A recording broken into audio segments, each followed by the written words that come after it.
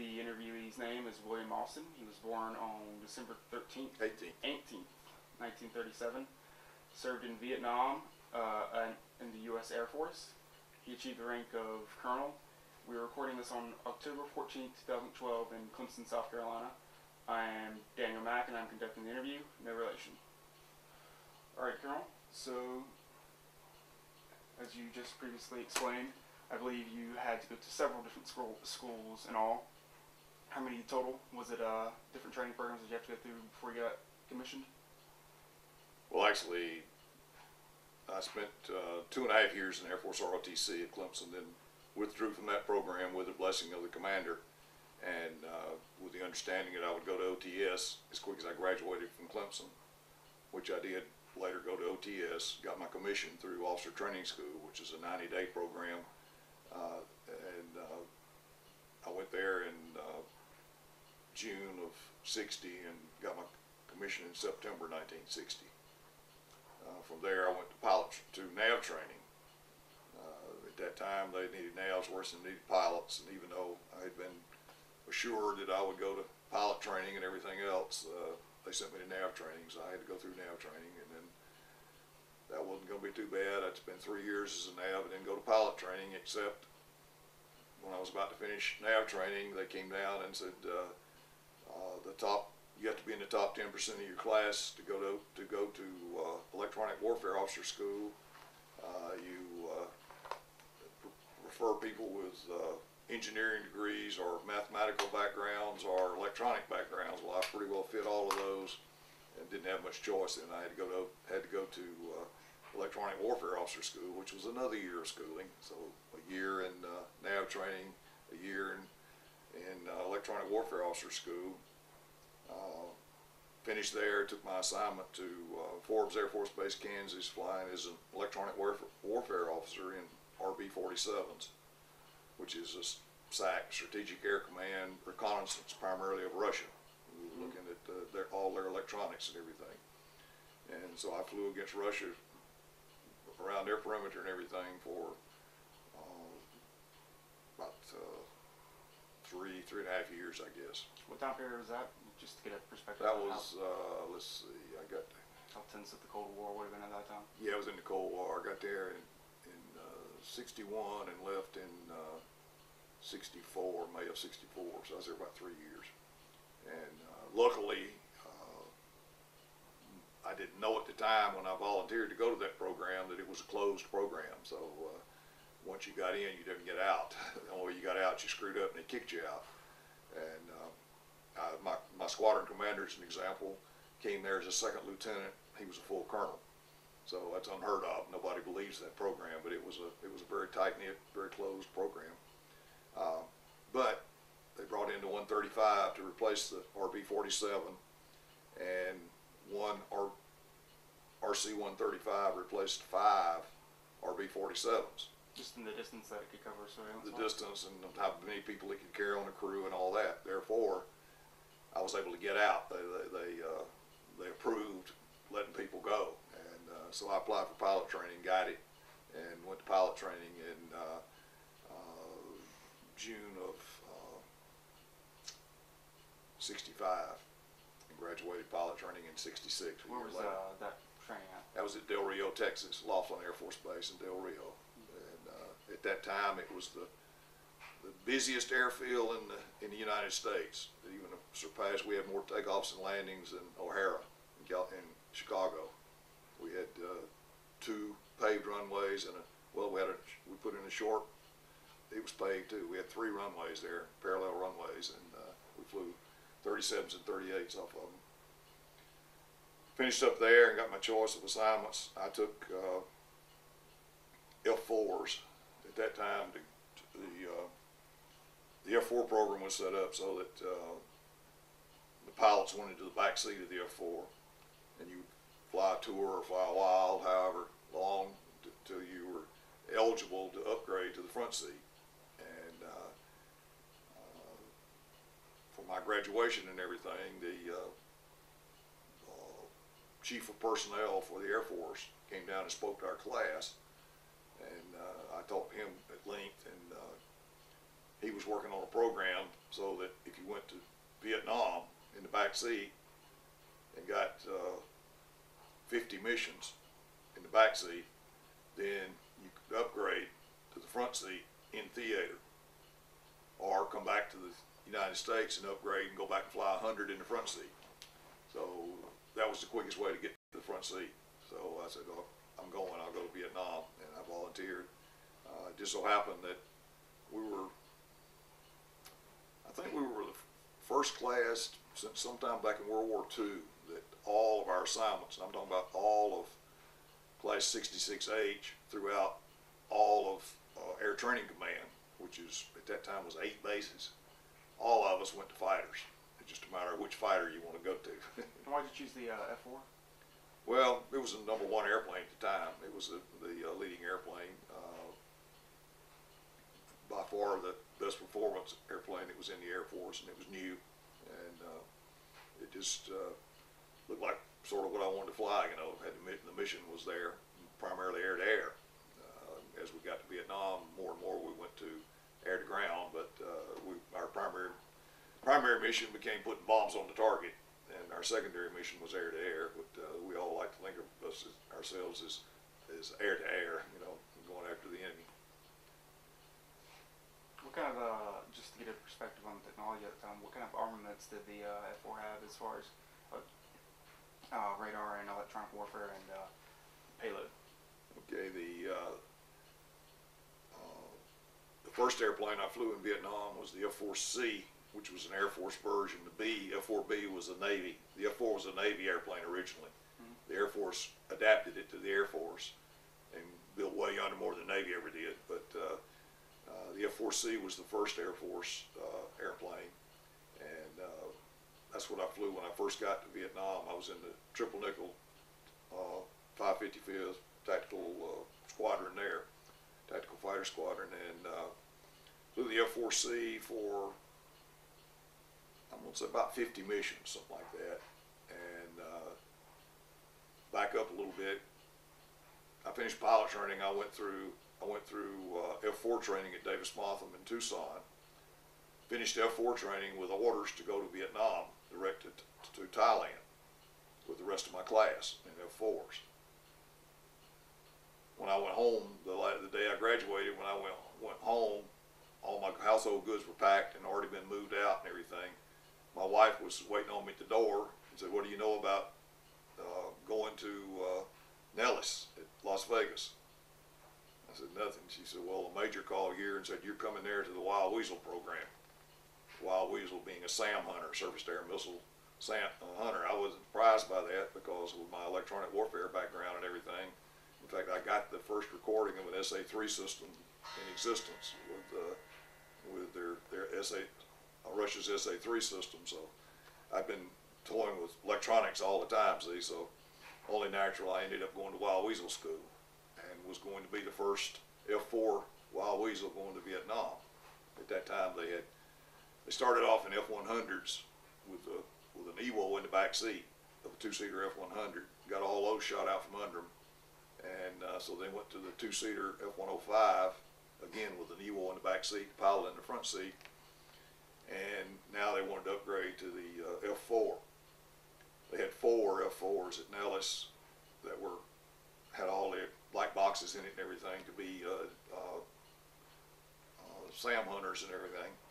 And I flew those up there in training for about 3 months, and we were getting ready to deploy. I was going to take one of the first airplanes to Southeast Asia, one of the first F4s. And we've been trying to tell the tech reps that the equipment, the black boxes, the equipment was breaking down under G-forces and supersonic. We get up about Mach 0.2 to 1.4. And how many G's are you pulling out? Now, we might only be pulling 4 or 5 G's, maybe 6, but the screen would just fizzle out, you know, and everything. And so the tech reps said, "Oh, that's impossible." You know, they took all the equipment, they took them on, put them on long wires, and they took the black boxes and they were laying them against on the work benches down there, you know, throwing them around, trying to make them, and they wouldn't do a thing. You know, they were just holding steady.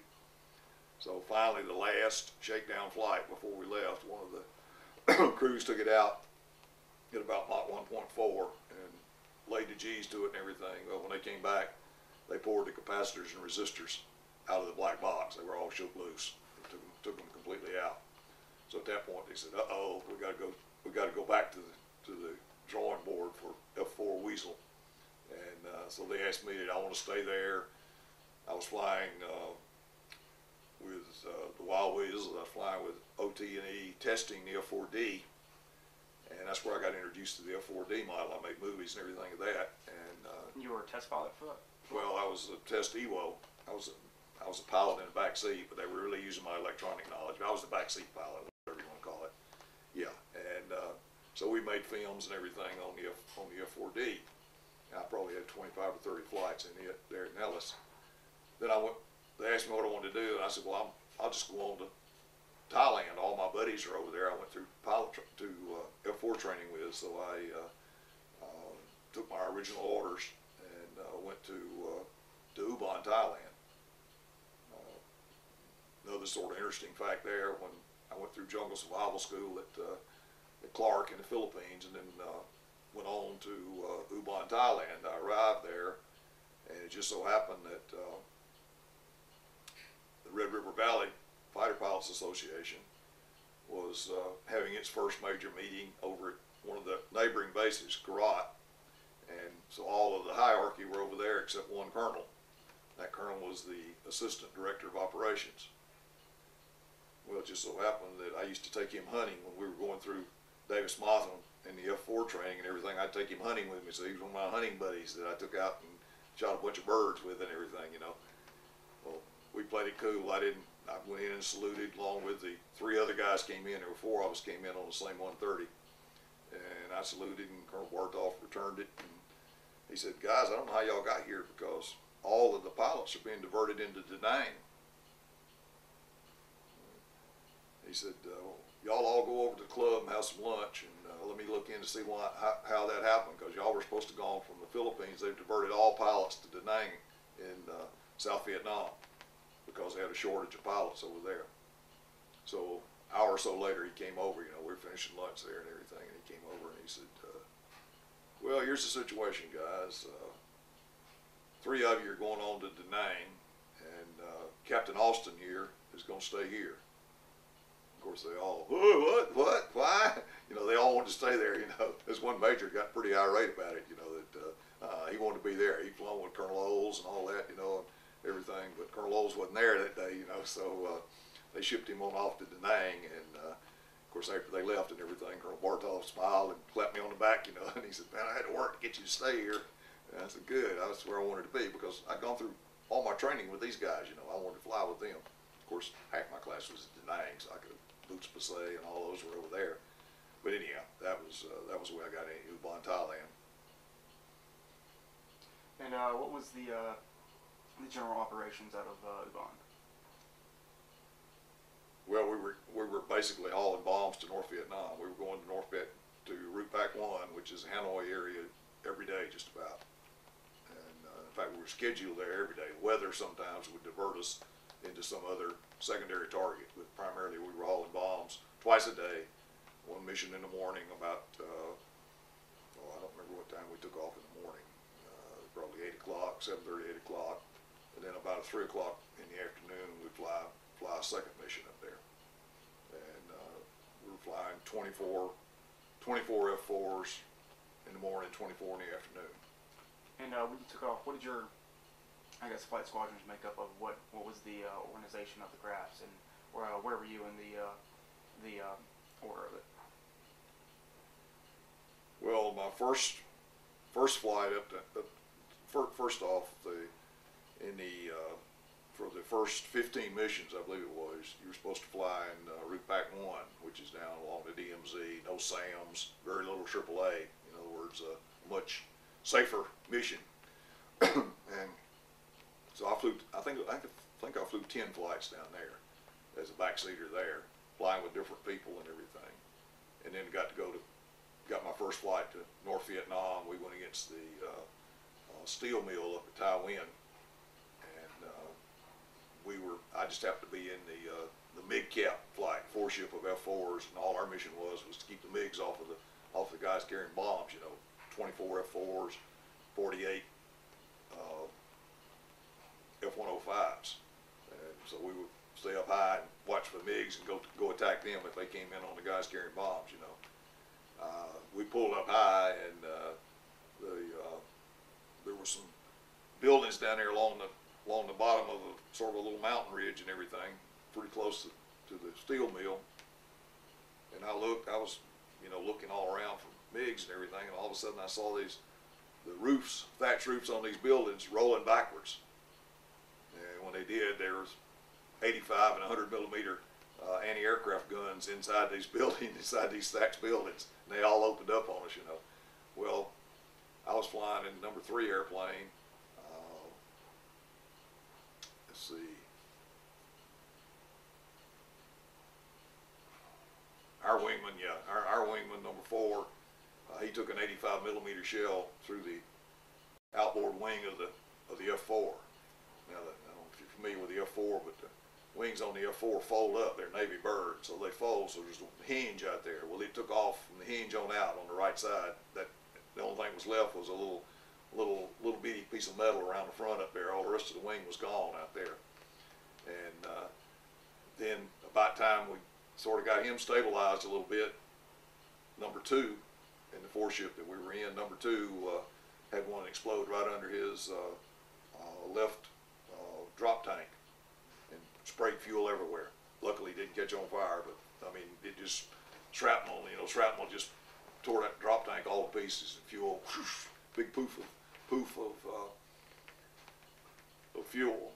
Well, it didn't take me long to realize that in any aircraft gunnery and everything, before you fire the shell up in the air, you choose what altitude you want it to explode at. So if they think the airplane's at 12,000 feet, they set the fuse at 12,000 feet and fire the shell. And when it gets to 12,000 feet, it blows up. Of course, the shrapnel off it doesn't have to hit you. When it blows up, the shrapnel can take you down. Well, every time one of them blows up, it'll be a black or a gray, depending on what size shell it is. It'll be a black or a gray puff of smoke. Well, I realized right away that all that smoke was slightly above us, just slightly. We were about 11,000 feet or so, and they must be cutting the AAA for 12,000 feet. Of course, we were a little bit lower, probably about 10,000 feet when our wingman got hit, and that's the reason he didn't get blown out of the sky, is the shell went all the way through, and just the shell itself took the end of his wing off. If it blown up, it blown him out of the sky. And so I told the aircraft commander, I said, let's get down on the deck and get out of here. I said, all these shells are up high, so let's dive. And so we, 4 ship, we took it down to about 7,000 feet and scrambled out of there. Got both our wounded guys back, both wounded airplanes back. Our wingman, he could not turn to the left at all. His right wing was missing out there, so all he could do was he could turn to the right. So as we came into on a straight-in approach, we set it up so that he was in a continuous slight right turn. He was on our wing, and we were bringing him in. You know, we brought him in and dropped him off, and he got down. The other guys got down okay. That was my first mission up north, and from then on, after that mission, I flew in the backseat of the lead airplane. Every mission I went up there, I was in the backseat of the lead. I planned the missions.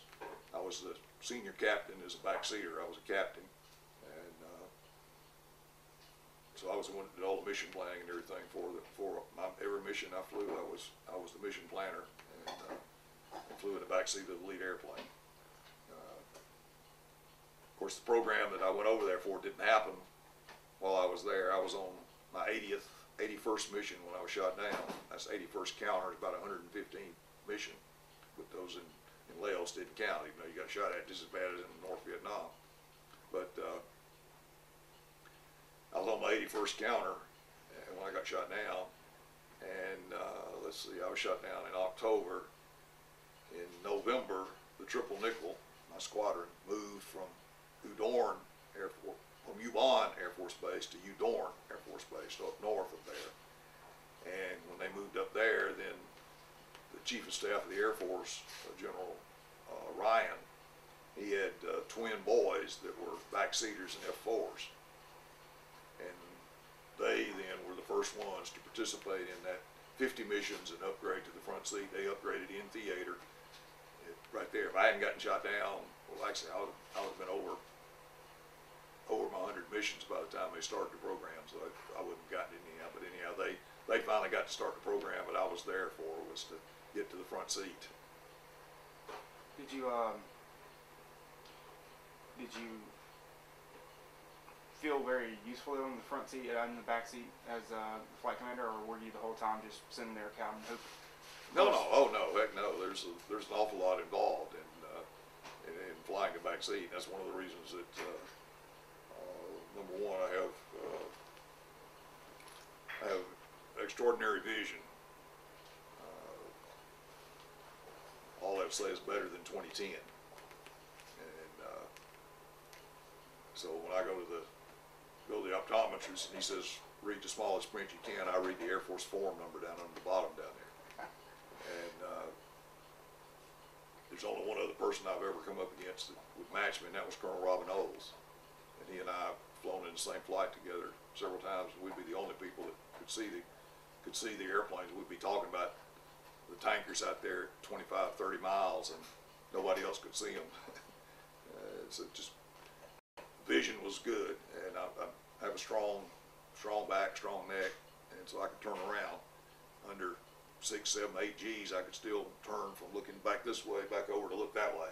I was strong enough to do that, and so everybody wanted me in their back seat because I was the one that's looking for the MiGs coming in behind you at 6 o'clock, you know. And I got that in training when we were dogfighting and training and everything. The pilots quickly realized that I could turn and see the MiGs behind me. Not only was my vision better than everybody else's, but I could turn and keep my head back there and while he's pulling 7, 8 G's, you know. And so that got me the front seat. That was the reason I was not front seat, but the lead airplane every time. They wanted that eyesight. In fact, on one mission, Colonel Robin Olds was the MiG cap for that mission. In other words, his foreship was only to fly to keep the MiGs off of us, and he was out in front trolling, looking for enemy airplanes as we were going in with the strike force. There was I think there were 24 F4s and 48 F105s going in, and he was out in front, the foreship, to protect us. And he was about 20 miles in front of us, I guess, or something like that. And you know, I was looking out and everything, and I saw a glint in the sky. You've probably seen an airliner flying way high overhead, and the sun hits it just right, and you get a glint, and you can see the outline of the airplane, you know. Well, I could see the outline of the airplane. It was 20. I looked it up on radar, brought the radar up and checked it, but he was 26 miles away. This is a little MiG-17, and so I called Forward Flight, who was Colonel Olds' flight, and I said, Forward Flight, you've got a MiG-17 rolling in on you at 2 o'clock high. There's a long pause, and he says, what'd you say? MiG-17. I said, he's coming down on you from 2 o'clock. You know, you can tell that he doesn't understand quite what's going on, you know, about that time. Son of a bitch, it is a MiG-17. But I just caught the silhouette of the airplane when the sun flashed it. It was just perfect, and I could see the outline of it, and I knew it was a MiG-17. It wasn't a 21, it was a 17. And, how do they compare to the F4s? Or at that time you flying an F4D?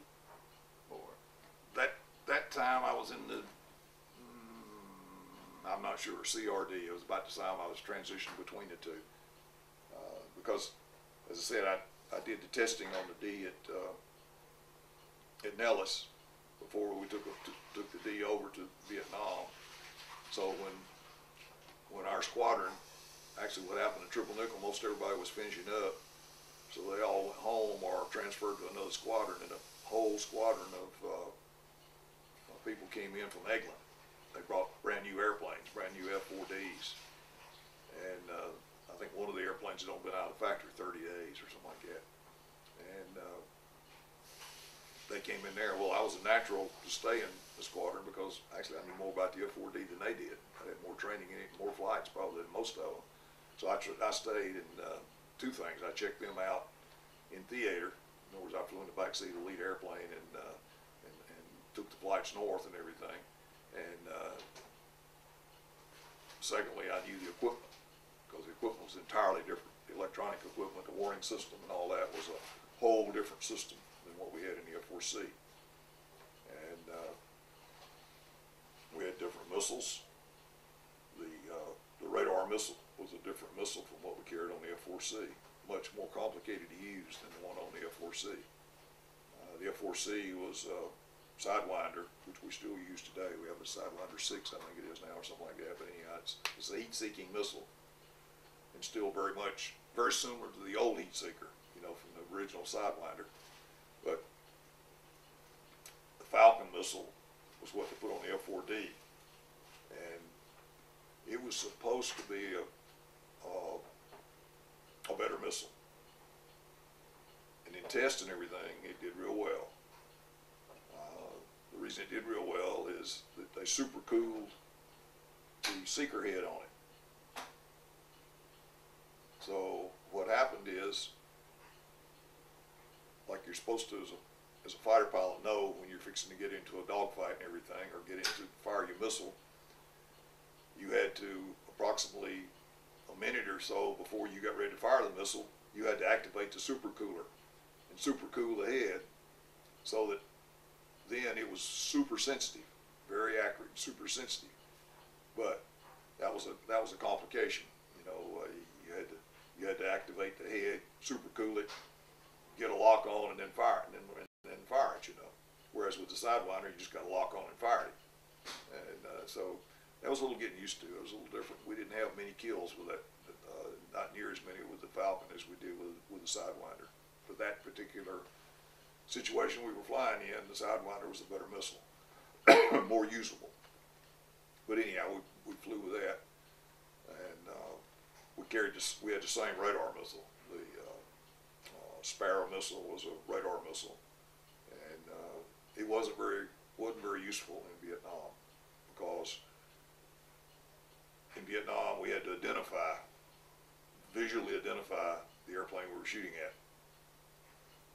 And the Sparrow missile was designed to shoot down an enemy airplane 25 miles out in front of you.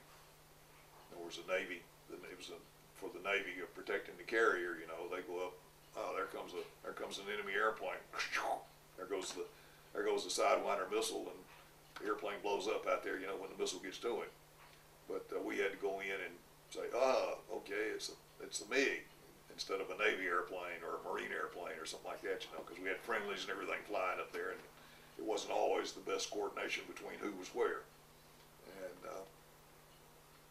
so that was a disadvantage to the Sparrow, to the radar-guided missile. Was a real disadvantage. You had to go in and identify, and I don't know, there were only 2 or 3 kills with a Sparrow in my time over there. It was very, very unusual to get a kill with a Sparrow. The F-4C or D, neither one had a gun. Neither one of them had an internal Gatling gun.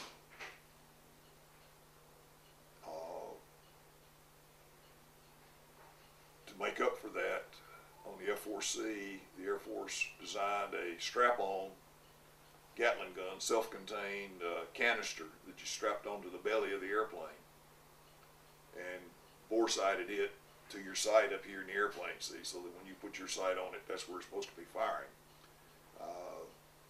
It worked so-so, but it had a lot of drag. It added a lot of drag, extra weight, and everything else to the airplane, and it took up one of the positions that we either carried bombs or carried fuel tanks, because we had to carry fuel tanks, see, to go to North Vietnam and drop bombs and come back. Even with tankers going both ways, we still had to have extra fuel tanks.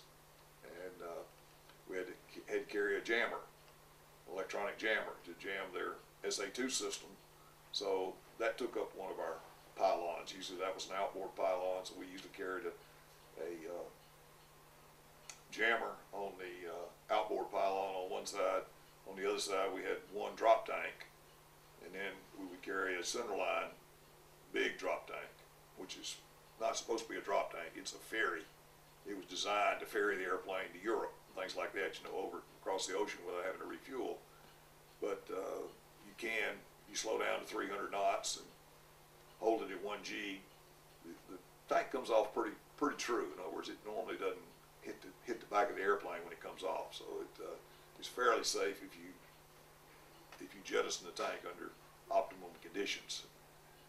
But anyhow, that was our configuration usually, was that. So to strap a gun on there, then we had to either not carry as many bombs, not carry an extra tank, or not carry the jamming pod, something. We had to take something off. And whose choice was that, whether or not to have the gun? Well, that would be the wing commander's choice, I think. Well, coordinated with headquarters out at Saigon, you know. In other words, Boots Basset, I mentioned him before. He was my class commander going through F4 training at Davis-Monthan when I was, you know, checking out in the F4. And Boots made full colonel while he was in my class.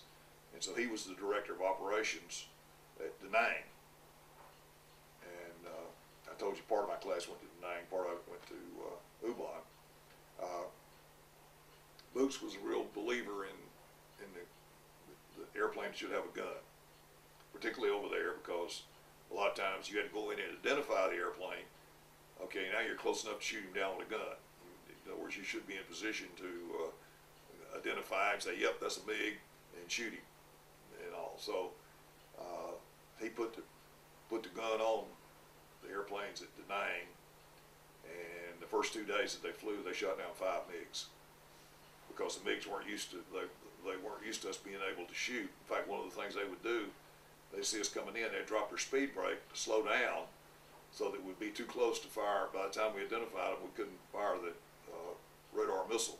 It was inside the range of the missile. In other words, it wouldn't guide. So you might fire it, but it probably wouldn't hit anything. So a lot of little tactics and everything was going on there.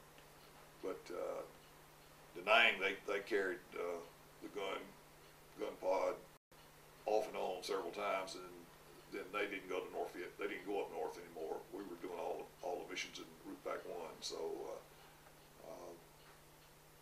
we didn't carry the gun, but just very few times that we ever carried a gun up there.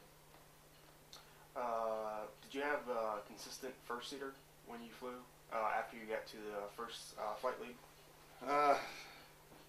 No, not really. Generally speaking, whoever was leading the gaggle, the whole mission, the mission commander for the whole mission, that was my front seater, you know. So it'd be different people. It wouldn't necessarily be. I flew a number of missions with one of the guys in my flight, a Major Carl Funk. I probably flew more with Carl than anybody else. I was assigned to Major Ivan Appleby just about the time we transitioned to the F4D. Well, they split us up, and App would fly. He would go and lead their squadron when they went on a mission up north. He would lead their squadron in the morning, and then I would fly in the backseat of their lead in the afternoon. So we were the experience, so to speak, going to North Vietnam. Our crew split our crew so that we could check them out and what was going on up there, and how to approach and everything, what to watch out for and all that.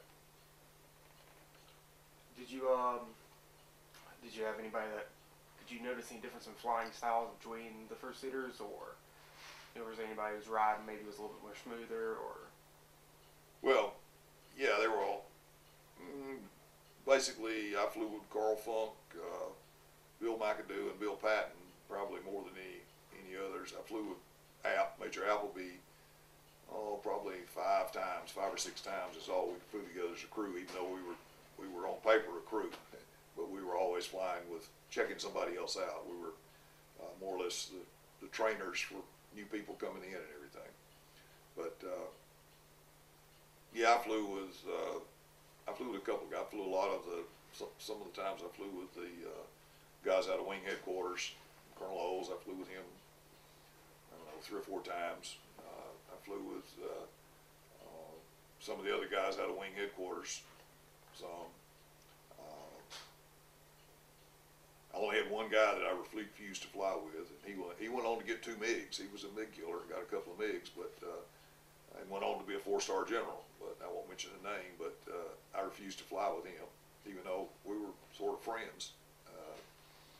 He just didn't want to use the backseater, you know. As far as he was concerned, he wanted to fly it like it was a single seat fighter, and all he wanted me to do was look back behind, see if there was any MiGs coming in on his tail, you know. Well, there was a lot more to flying the airplane than that. I said, you're wasting my time. You know, you can take any dumb lieutenant you want to up there with you and do what you want them to do. You're not letting me do my job, so if you're not going to do that, then I don't want to fly with you. And I just went to wing headquarters and don't send him over to fly with me anymore. And they didn't. I never flew with him again, never saw him. So you said you got up to 81st Counter was the mission. That was shot down. It was your, well, was there anything you remember different about the, I guess it was the morning flight or the afternoon flight? Yeah, this was a totally unusual flight. We'd had some trouble with, when I say we, the Air Force had trouble with our reconnaissance airplanes flying a Udorn F4s up there. They were for reconnaissance. Didn't have any guns, didn't have any missiles. You know, they had cameras. And of course the Goops figured this out. We had a different radar from what they did. So all they had to do was look at their scope, see, here comes a different looking radar here, you know. Oh, that's an F4 reconnaissance airplane. Doesn't have any guns or anything. Okay, MiGs, go get them. And so they were even chasing the reconnaissance airplanes all the way back into Laos and shooting them down, unarmed reconnaissance. So somebody came up with the idea was, why don't we put a 2-ship of F4s on the reconnaissance airplane's wing? But we'll keep the F4, in our case it was an F4D, we'll keep the F4 radar in standby, therefore they can't tell, and the only radar they will see was the F4C, the reconnaissance airplane's radar. So they'll think it's a reconnaissance flight. They'll come to attack, they'll be surprised. So I'd had that mission, this was the 3rd time I'd gone on that particular mission. The nice thing about that mission, didn't have to see the other airplane, didn't have to identify them to shoot them down. They cleared all of the friendly airplanes out of North Vietnam for, I think it was an hour and 20 minutes. It was an hour, I guess it was an hour. For 1 hour, there were only that one flight with the reconnaissance, 2 reconnaissance planes and two fighters were the only friendlies over North Vietnam. Therefore, any target we saw on radar, the old Sparrow missile, whatever, we could shoot. We didn't have to go in and look at them and say, is that a Navy bird or is that a Marine or whatever, you know. So it was an ideal mission. Like I said, I'd been on it. That was that was a special mission, and I'd flown it 3 times. That was my 3rd time.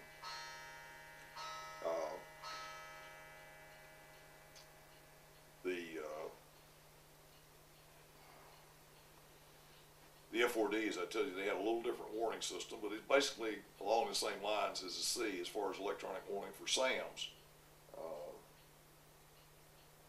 You had 4 antennas. You have an antenna in both wingtips, an antenna on the nose, an antenna on the tail.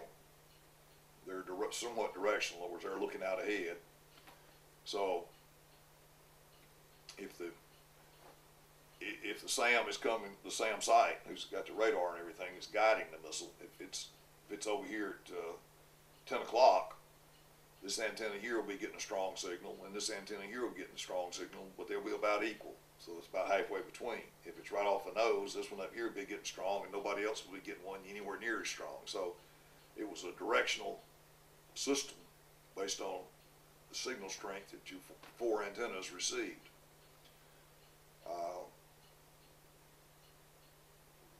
The SAM that got us was nothing new to me. I have no idea how many SAMs were fired at me at the airplane I was in over the time that I was there.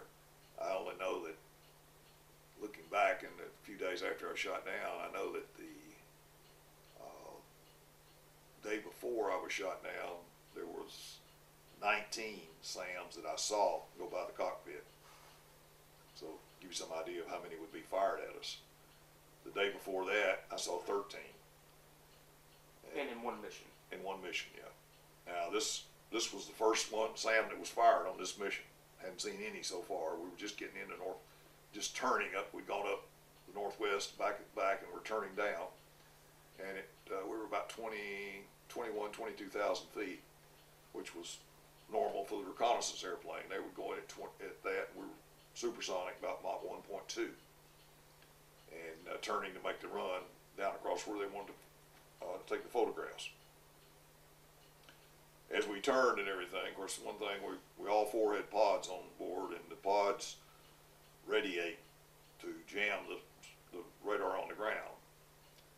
But when you turn your formation and everything, then sometimes the jamming doesn't work exactly right. It doesn't jam everything. In other words, for the gunner or the SAM fire on the ground, in the turn is the most vulnerable place where he can get the best look at you to fire on you. So anyhow, they fired an SA-2. I got all of the classic signals and could hear them in my headset, hear the radars, the guidance signal, BG-06, BG-07, is a low frequency guidance signal. I could hear those. Our red light was blinking. In other words, everything was there that there's a SAM on the way. You know, there's one been fired at you. Since we knew we were the only flight up there, it had to be fired at us. There wasn't any other friendlies up there. My direction finder had a strobe going back here at the left 7 o'clock. That's where it was coming from. And I looked back here and I couldn't see anything. And I looked, and that was, again, I had very good vision, and I usually could pick SAM up as quick as I realized they'd been launched. I'd pick them up. We would have to turn to maneuver. Then we could outmaneuver the missile. That's the reason that we didn't get hit by them. If you see them in a fighter, you can outmaneuver. You put them into a square corner and they'll break up. So I was looking for the missile to do that. Didn't see the missile. I kept looking and looking. I knew time was running out. You know, there's only about 7 seconds or so in there that he's going to be in flight after certain sequences happen. And finally, so I asked Major Appleby. I was flying with Major Ivan Appleby, which we were crewed together, and that was these 3 missions, special missions I'd flown on. The 2 of us had flown all 3 of those missions. And so I told App, I said, let me take the airplane and you look, because see, the back seat is up on top of the wing, and the front seat's out in front of the wing. So if the SAM was close to us underneath, I couldn't see it for the wing. In other words, I was looking over the back of the wing and sort of behind us, but it could be right down here under the wing, and I wouldn't be able to see it at all. So what I wanted him to do was look back under the wing and see if he could see the missile, because I couldn't see a missile.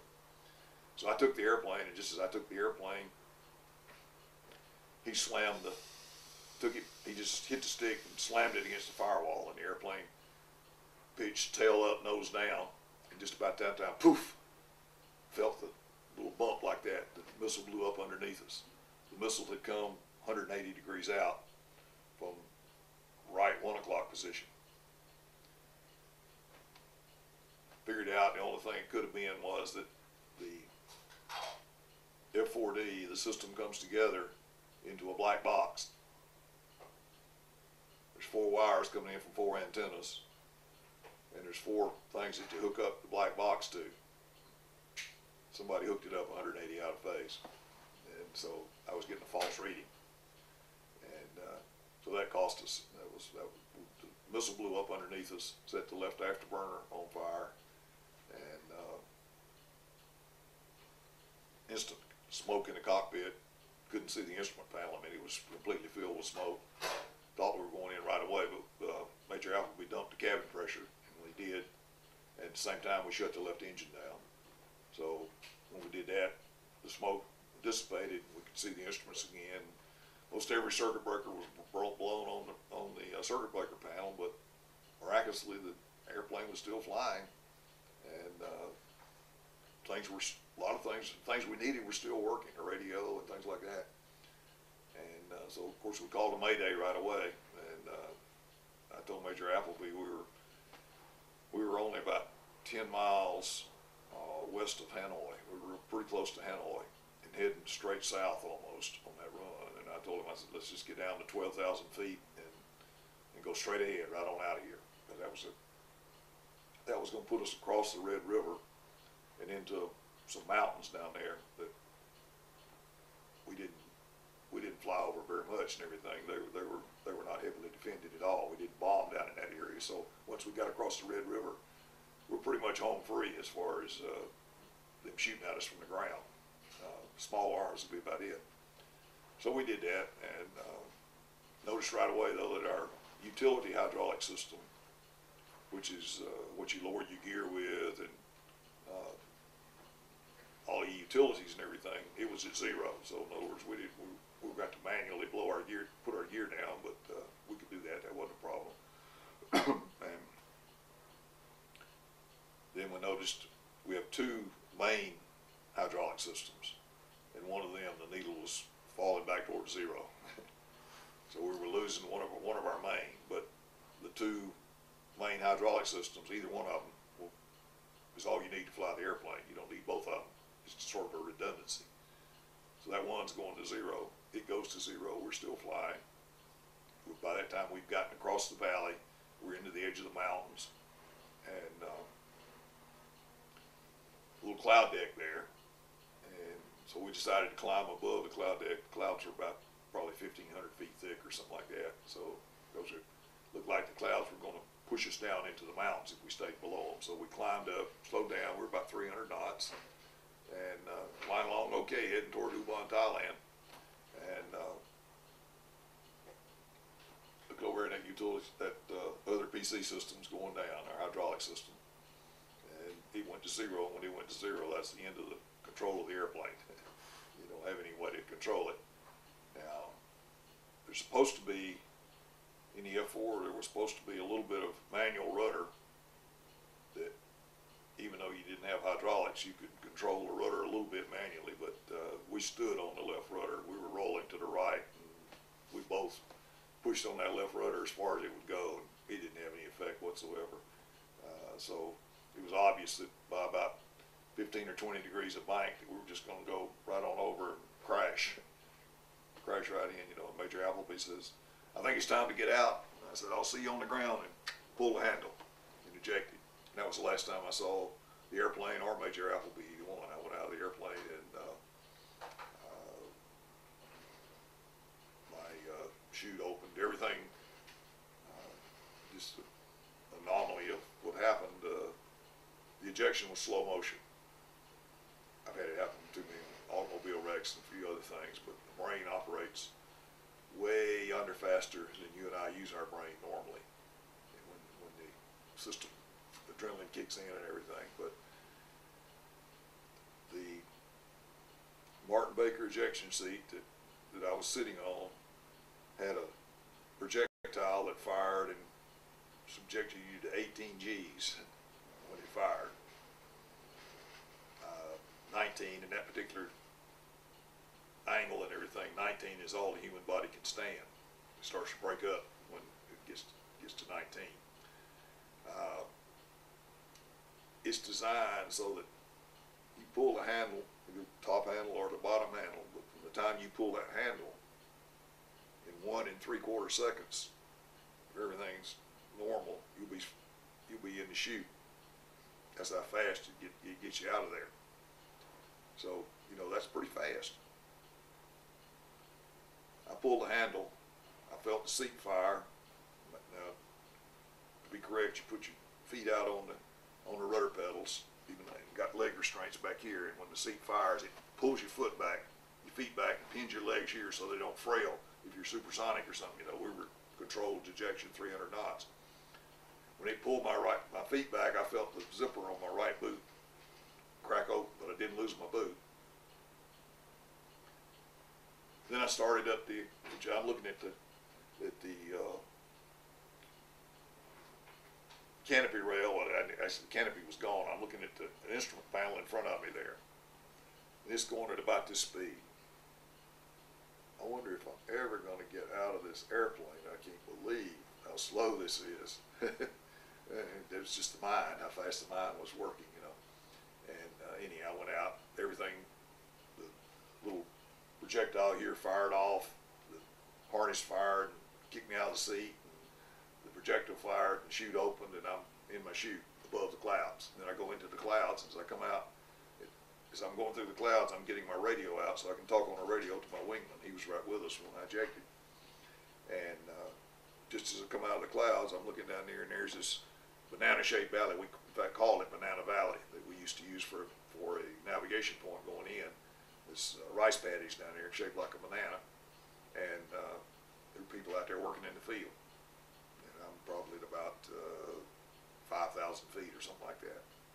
And I'm gonna come down in that darn valley with all these workers, you know. So I stuffed my radio back in, but didn't zip the pocket up where it was real tight, and reached up and far as I could reach and grabbed the side of my shroud lines and everything, and I pulled them down, which made the chute do this, which makes you go sideways.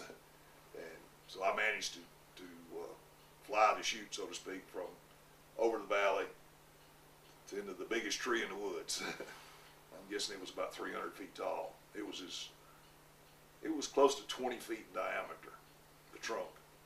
It was a huge tree.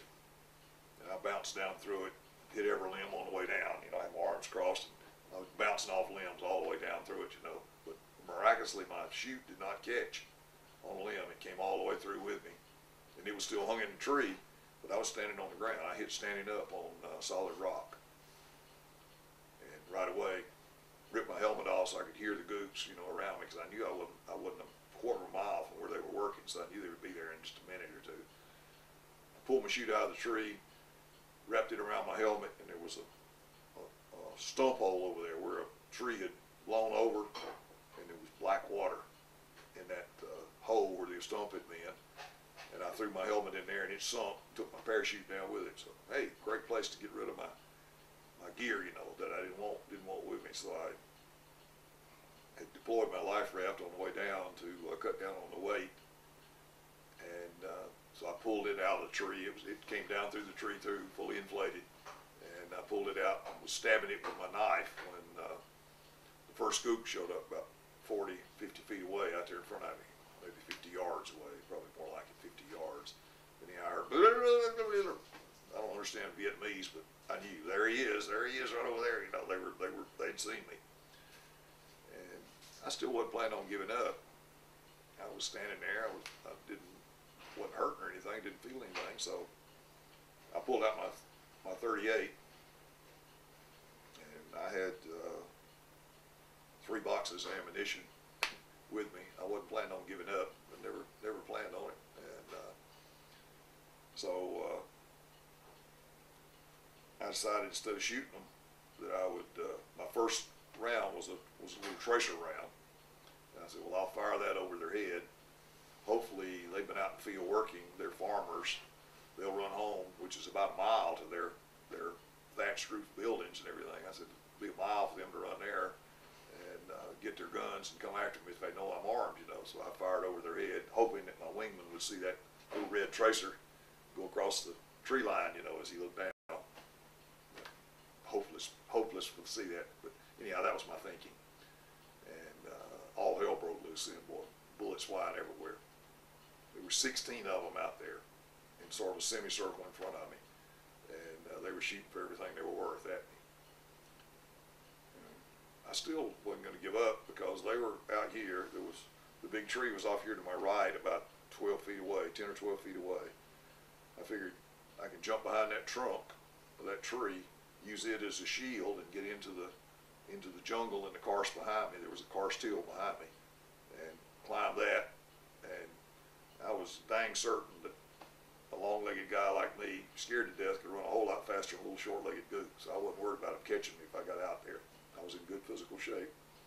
But as I dove for the tree, it's just like I was tackled. I was thrown flat on my face on the ground.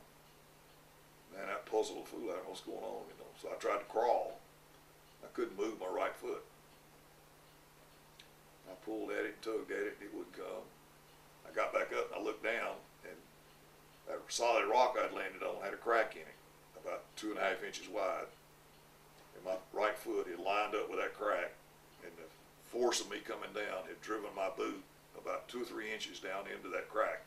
I hadn't even realized it in the process of, you know, trying to get rid of everything. I didn't even realize my foot was being squeezed, but my boot, the sole of my boot was curled, so that just like trying to pull an umbrella out of a hole, you tried to pull that out of there, and there wasn't any way. That boot sole, you know, was folded together, and it was just catching like an umbrella. And I tried every way I could to get it out of there, and I couldn't. And so by this time, I'm feeling bullets going by my head. I mean, you can feel them going by. And I guess I never planned to give up, but I guess this is going to be it. I think I better surrender. So I put my hands up, and the shooting intensified, bigger target, you know. Then I realized I still had my .38 in my hand, so I thought maybe that was what they thought. So I threw it down, you know, so they could see it.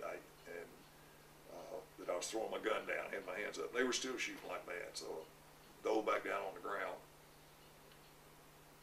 Got up, tried it again, same thing. Every time I stood up, they just intensified the firing. And they were clipping little bushes off around me and everything else, you know, all around there. And I said, oh boy, this is it. That time when I went back down, I took a bullet right in the front of my shin. And it spun me around. The momentum of the bullet just sort of spun me around. My leg, it was caught in the crack. At that point then, I admitted to myself, I guess this is it. You know, here I am. I'm tied down out here. I don't know how many people, a bunch of them out there shooting at me, and I don't care how bad a shot they are, they will eventually get me. You know, I mean, it's just law of averages. If you fire enough bullets at a point, you're going to eventually get them. So I uttered a little prayer to God, and I just spoke to God and said, well, God, I guess this is it. This is where I'm going to end. Let's get it over with. I don't remember anything from then until the next thing I remember. Don't know how long it was or anything else, but the next thing I know, I'm standing up, and I have my white silk sea anchor, which is looking like a little parachute. I've got it in my hand, and it's coming by my face. That's the first thing I remember, is it was going by my face right there, and I'm standing up, and the shooting all stops. I thought at the time it was a white flag. I don't know if they may have run out of ammunition. Never know. Never know that one. But anyhow, the shooting stopped. I surrendered. They came in, captured me, and you know, took control of me from there. Tied me up, put 3 nooses around my neck. One guy walked out in front. 2 guys off at an angle on both sides behind me, so they could keep me. I was a whole lot bigger than they were, so they could keep me between them. You know. Where'd they come up to you about? About chest. How tall are you? About 6'3". They probably. They were probably 5 feet at the most. Probably 120 pounds. No problem at all. Pick one of them up, you know, with one hand. It wouldn't have been a problem at all to handle them. And, but they had to cut a tree down, little sapling. They had to cut that tree down and stick it down in the rocks, and with them prying, 2 of them pulling on my leg, me pulling on my leg, we finally got my foot out of the rocks. Of course, I had just twisted my ankle just about off. You know, I mean, it was swelling up. They took my boots off, had me take them off, and I tried to walk, but I couldn't walk on that twisted ankle. It was so bad, I couldn't stand to even put weight on it at all, you know. So they gave me my boots back. I left my socks on. They left my socks on, so they gave me my boots back, and I put them on. I took the zipper that was busted and took it out and laced it with. I had laces in there, and I laced it with laces and laced it as tight as I could, and just left it on there. Left my boot on, and I spent. That was sometime, I forgot what time the shoot down was. Sometime noonish. In other words, midday when I was shot down, and I stayed there in the school. They tied me up in a thatched, woven bamboo thatched roof building, hard dirt floor. That was a school. Had the old desk that you tilt the top up, you know, and everything. And they tied me to the post in the middle that supported the building. And that afternoon, then at 3 o'clock, the whole strike force came in on me to try to rescue me, you know, try to rescue Appleby on our wreck, on our crash, and oh, they beat the woods up, something terrible there, right down on top of the hamlets. Left one little guard in there, one little guy in there with a gun. He was shaking, boy, he was scared to death. It was a 105s. When they hit their burner, when it lights, it sounds like a bomb exploding. Boom, boom, you know. It really is loud. And so they were coming in right over the hamlet, standing at 105 on his tail, and then firing the burner. And it just like a bomb going off right in the building. I was afraid the little guy was going to shoot me because he was shaking so bad. I wasn't sure, but I was tied up tight to the post there in the middle. And about dark that night, then they brought me a scrawny. They killed one of their chickens. Pretty nice of them. They killed a chicken and brought me a scrawny drumstick from the chicken and a small bowl of rice. You know, I don't know if you've ever seen a wash basin that you wash your hands in and everything. It's about that big around. Well, that wash basin was heaped up with rice. That's what they brought me to eat. And one hard-boiled egg. But I mean, I couldn't believe it that they thought I ate that much rice. I didn't eat much. I didn't ate that little piece of chicken, ate the egg, and a few bites of rice. But man, I was interested in getting away. Figured out how I could get out of here. They just about dark. They got me up, untied. Sorry, it's the tape. Okay, ran it out. Not sure if it's. They came in just about dark and untied me from the post and got me up on my feet. And of course, I was doing everything I could to sort of drag my feet anyhow. All of my right ankle hurt like the devil, and it was all swelled up inside my boot. I didn't want to walk very fast for them anyhow. I was looking for an opportunity to escape, but they had, like I say, they had 3 nooses around my neck. One guy walking out in front about 10 or 12 feet, and 2 guys behind me about 10 or 12 feet off in an angle where they could spread out. They did, otherwise they just walked behind me on the trail. And we walked over, wasn't even really a trail. I mean, it was rough terrain. At one time, we were going down. They took my gear, my ejection seat. They brought my ejection seat in and all my gear that I had on. I had on a vest, survival vest, G-suit, and all that. They had taken all that and packaged up one big package in my ejection seat. And then they took a chokey pole, a long pole, hung out ejection seat. 2 people carried that on their shoulder, and they carried that ejection seat all the way into Hanoi with us. How much do those weigh? Probably not a whole lot. They're fairly lightweight and everything. I don't really know. But at one point, this is probably 10 or 11 o'clock at night, pitch black dark. They had a lantern leading the way with this lantern, and the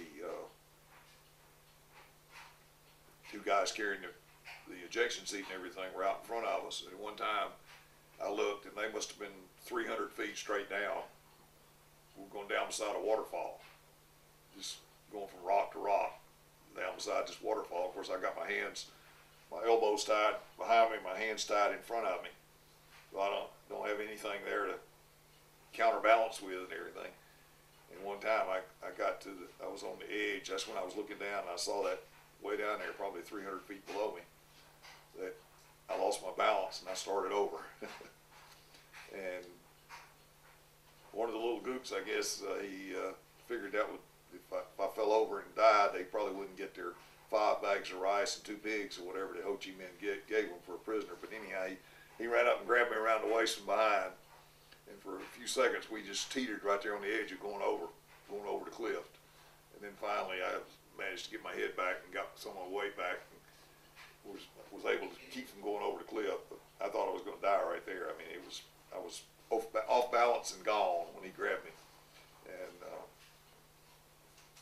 so we went on. I'm guessing about 2 o'clock in the morning we came to a a river. I think it was the Black River, and it was about 30 or 40 feet wide there, and it had a little canoe dugout, and they put me in that and paddled across that little river.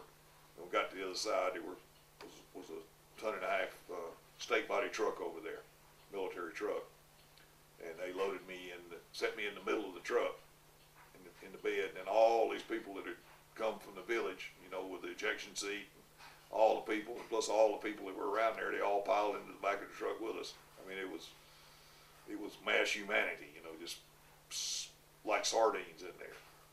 And of course, the truck driver then, he took off, and when he did, he took off like he was going to a fire, you know, flying down through there, and we hadn't gone probably 20 or 30 feet, maybe 100 feet, just getting up to speed. He hit a hole that must have been as big as a truck almost, you know. And of course, I bounced, and that's the first time I knew that I had a busted pelvic bone. Awfulest pain I've ever felt, and I just straightened my body out. It hit me so hard that I straightened my body out, and when I did, I just popped up on top of all the people in the back of the truck. So I'm laying up there, my arms are tied together, I got my legs spread apart, and I'm laying up on top, they're pinching me and pulling me and everything, trying to get me back down in the crowd, but I said, no way, I'm not gonna ride sitting on that bed of that truck anymore, you know. And so I rode, we only went about, I'm guessing, no more than a mile or two, till we came to an military outpost, and they turned me over to the military people there. And they gave me a peasant's outfit, some black pants to put on. Up to then, I was just in my, I don't think they gave me, I can't remember what they gave me. Maybe they gave me a flight suit back. I'm not sure that night walking, but anyhow, there they took my flight suit and gave me a pair of peasant's pants and a pullover shirt. And then they put me in a weapons carrier. And luckily, it had a padded board for the back of the seat, in the back seat back there. And they put me in there and tied me to that board so that I couldn't get out of the weapons carrier. And you said military base. Who would this have been? It was just, when I said military outpost, it was just a little building, a little one-room building. Is it just the Viet?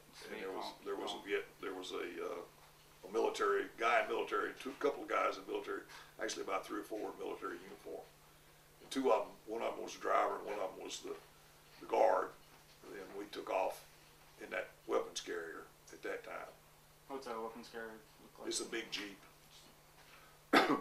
And longer than a Jeep and everything, but very similar looking to a Jeep. It had this bench seat in the back. Well, I was able, first bump we hit, got the same excruciating pain. You know, I screamed and my legs shot out and everything. And I thought, oh God, I'm not going to be able to stand this. But I managed to get my elbows up on top of the seat so I could ride. It beat my elbows to death, but I could ride with my elbows on that back of the seat back there and keep my rear end off of from touching the seat. And that's the way I rode in that weapons carrier the rest of the night, probably about 3 or 4 hours, bumping down this rough-ass road and everything. About daybreak, they pulled into this hamlet, thatched roof, woven bamboo building, and got me out and took me inside. It was some guy's house. They commandeered it for the day. It was about probably 12 or 14 feet wide and 20 feet long. Had 2 posts in the center, and over in one corner was a platform about 2 feet off, 2.5 feet off the ground, a wooden platform. And I found out that was their bed. That was their community bed. And they set me down on that to start with. And I guess they decided that was too comfortable because they took me off that, put me down on the floor, on the ground, and tied me to the post again. And about 10 o'clock in the morning, they came in and got me up, guards, and took me out. And there were 2 girls out there, they probably were 16 or 17. They looked like about 12 years old. You know, they had on military uniforms and they had rifles with fixed bayonets. So they took some pictures. They had a little box camera and they took some pictures like they were capturing me, you know. They were sticking me with bayonets in the back, you know, and just poking me a little bit, not really sticking me, but just poking at me, you know, and everything. And like I said, I was about 10. The crowd was just more curious than anything else. They were sort of oohing and ahhing how big I was, you know. Like I say, these little girls barely came above my waist, you know, little bitty things. And then about 2 o'clock, they took me out again, and this time there was maybe 100, 150 people out there. And again, they were just curious. They were looking and sort of, you know, they said, woo, you know, you could hear them. They were like they were surprised how big I was, you know. And then the afternoon bombing raid came, and the sirens went off, and we heard bombs way off in the distance. They were, you know, 10, 15 miles away, but you could hear they were being bombed. And then everything got quiet, and just about dusk, late in the afternoon, you'd hear a crowd gathering outside. There were a lot of people out there. And somewhere along the way, one of the men decided he'd be a cheerleader, and so he'd get up and chant something, and they'd chant something back, you know, and the crowd was getting noisier and noisier. And I knew that, you know, you could tell that they were they were getting fierce sounding. Those weren't friendly cheers that they were doing. And so finally, just before dark, they came and untied me from the post and got me up on my feet. And 2 guards with their rifles and poked me and took me out through the door. And there's a crowd out there. And I'm guessing anywhere from 750 to 1,000 people out there, a huge crowd. And as far as I could see were people. And there was some woods off there, but this was a pretty good sized clearing, and that clearing was slammed full of people. And they were all shaking their fists and yelling, and their eyes were mad looking, and their nostrils were flared. I mean, they were into it. Boy, that cheerleader had done his job. He had really whipped them into a frenzy. And to be quite frank, I was scared. I didn't think I was going to make it. I figured they were going to tear me apart before I got out of there. They were going to kill me right there probably. And it wouldn't be the first American that was killed that way by groups. There were a number of them that we know. Got on the ground, were okay, weren't hurt at all. Talked to them on the radio, they're fine, and they never showed up in Hanoi. They never made it. They were killed en route, you know, by the crowds. But anyhow, this crowd's yelling and screaming and chanting at me and everything. And then I hear this guy behind me. And as a fighter pilot, we tend to look behind us because that's where usually you get shot from, is behind. So I looked around to see what was going on back there.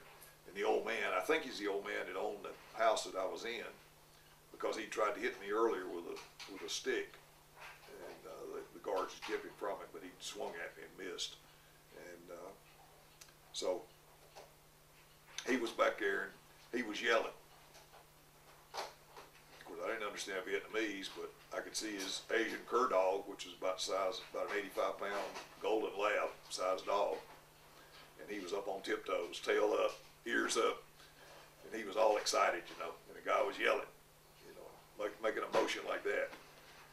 And I knew what he wanted. He wanted the dog to attack me, you know. The dog didn't understand what the guy wanted. And then finally the dog caught on. Oh, that's what you want. So here he comes, all 85 pounds, you know, goes right by me and jumps on the guy right down there in front of me on the front row.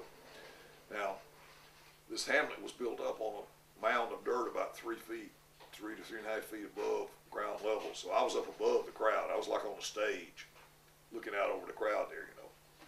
Well, that dog was nearly as big as the man he jumped on. And I mean, he's ripping his clothes. I mean, literally just tearing the clothes off of him. I mean, I'm sure that the guy back there was telling the dog all kind of things, you know, sicking him on it, really getting him fired up.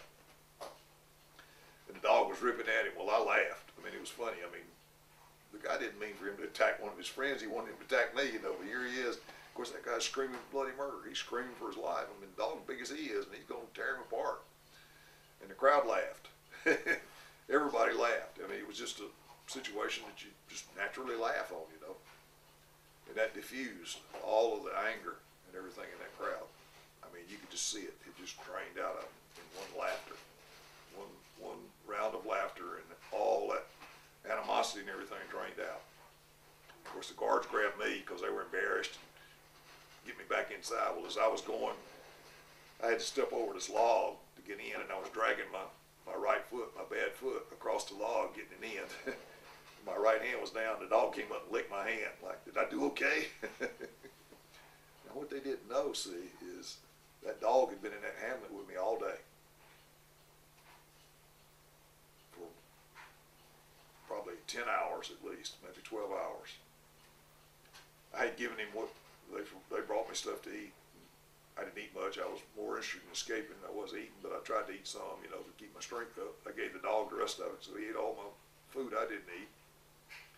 I scratched his ears, rubbed his belly, petted him, you know, and everything.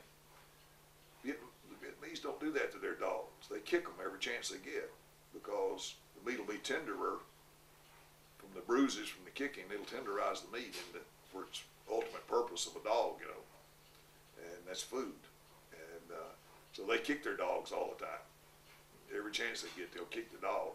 And that dog never had been petted before. So I was the last person on the face of the earth that dog was going to attack, but they didn't know that. They didn't know that. So anyhow, that was my dog story. And I went on. I spent the rest of the day there. I had spoken a little French because when they first tied me up, right after they captured me, they tied my arms. They put these little ropes, fairly small rope, and they tied it so tight around my arms they cut all the circulation off in my arms, and I could feel that there was no circulation, you know. And so I finally, as best I could figure out, there was one guy in charge of the militia that had captured me. He had on half of a uniform, had a two-way radio hanging on his shoulder, and he was carrying a shoulder-slung AK-47, one of the little automatic ones that doesn't have a stock on it. He was in charge. He was, I'm guessing, about 30, maybe 35 years old.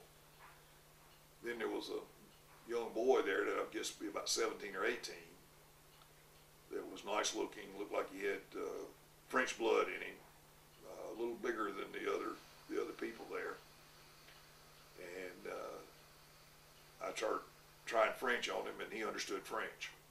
And I finally got him to loosen the ropes up. They had them so tight around my arms. It wasn't that I wanted to let me loose or anything. I just wanted to loosen the ropes so I could have circulation in my arms, and they did. The guy finally did that for me. So they had sent for a French interrogator then. So this guy comes in about sometime in the afternoon there, while I was in that hamlet, and starts spouting off French at me, you know. Well, I didn't speak French, I just know a little French. No parlez-vous français. You know, but, you know, he started explaining to me, you know, in French that I taught French earlier, just a little French, I mean, a little French. So that was the end of the interrogation. They didn't press that because they realized I didn't understand French, not enough to be interrogated. And so that night, then we moved out again, and I guess about 9 o'clock at night. I say that because if I remember, right after we got inside the old French prison, Wallow, downtown Hanoi, I heard the 9 o'clock gongs go off. At 9 o'clock, the whole country goes to bed. It's like a curfew, and they all over the country over there, they've got these old pieces of metal hanging out there, steel or something, and a hammer, and they'll beat on that at 9 o'clock. They start in Hanoi, I guess, beating on that metal, and it travels all over the country, you know, that, hey, it's time to go to bed. At 5 o'clock in the morning, they bang on it. They bang on it all over the country. In addition to having that metal to beat on to tell them to go to bed and everything, all the little hamlets, I won't say all the hamlets, but a lot of the hamlets, all the little villages over North Vietnam there had a PA system. It was hooked up to Hanoi. So it's like having a captive audience, you know, the radio at 5 o'clock in the morning, the radio comes on. Mo, da, ba, mo. That's counting, 1, 2, 3, 4. Mo, da, ba, mo. They're doing supposedly everybody in unison throughout the whole country is doing their exercise. You know how that works. The guy up there that's directing is doing it, and maybe anybody he can see, and that's it. You know, everybody else is just sort of listening to that stupid radio blaring away. You know, but he'd wake you up 5 o'clock in the morning. And so there I was in well, at that time I was in the interrogation room, which was a pretty good sized room. It was about 12 by 16, I guess, and had a distinctive thing. It had a hook in the middle of the ceiling, and it was on a cable. Evidently had a winch outside. They could lower the hook down and hook you to that hook, and pull you up against the ceiling. You know, like they what they do is put shackles on your legs like this with holes in the back, and they run a steel rod, about a 1-inch diameter steel rod, through that. And then they hook that hook on there and crank you upside down to the ceiling, and then they whip you with a piece of an old tire. They take a tire that's cut down into about a 1-inch by a 1/2-inch thick piece of rubber, and they hang you upside down and whip you with that. The camp commander came in, assistant camp commander. That's who he said he was. He spoke fair English. He came in and said he was the assistant camp commander, and that I was a war criminal. That they did not sign the Geneva Convention. Therefore, I would not be treated as a POW. I'd be treated as a war criminal. And asked me a few questions, my name, rank, serial number, and all that, which I gave him freely.